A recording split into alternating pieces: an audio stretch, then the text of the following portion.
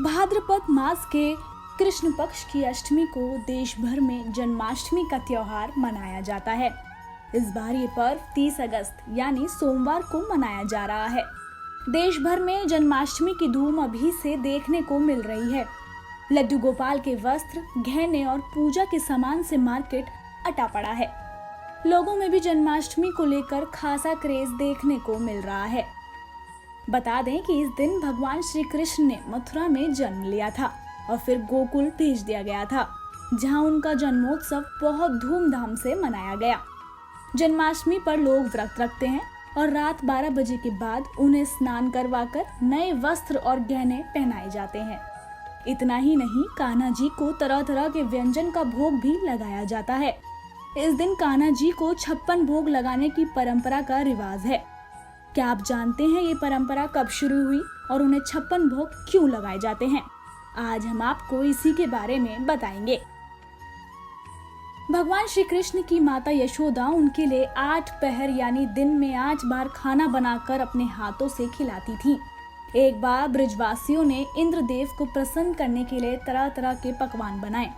ये देखकर श्री कृष्ण ने नंदलाल से पूछा कि ये सब किसके लिए किया जा रहा है, तो उन्होंने बताया कि ये इंद्रदेव को प्रसन्न करने के लिए किया गया है, ताकि वो खुश होकर अच्छी बारिश करें और अच्छी फसल हो।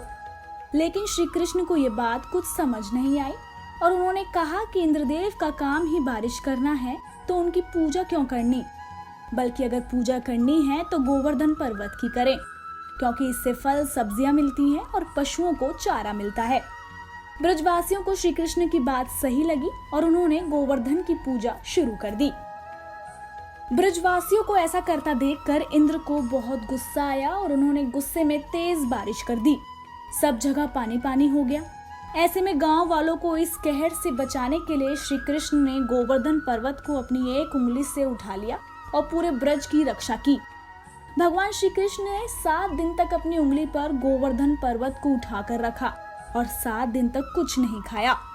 8वें दिन बारिश रुकने पर उन्होंने ब्रजवासियों को गोवर्धन पर्वत से बाहर निकाला। 7 दिन तक खाना ना खाने के कारण माता यशोदा और अन्य ब्रजवासियों ने मिलकर भगवान श्री कृष्ण के लिए व्यंजन का प्रबंध किया। क्योंकि यशोदा माता श्री कृष्ण को एक दिन में 8 बार खाना खिलाती थी, इसलिए 7 दिन तक कुछ न खाने पर उन्हें 56 भोग का भोग लगाया गया, जिसमें वे सभी चीजें शामिल की गई जो श्री कृष्ण को पसंद थी।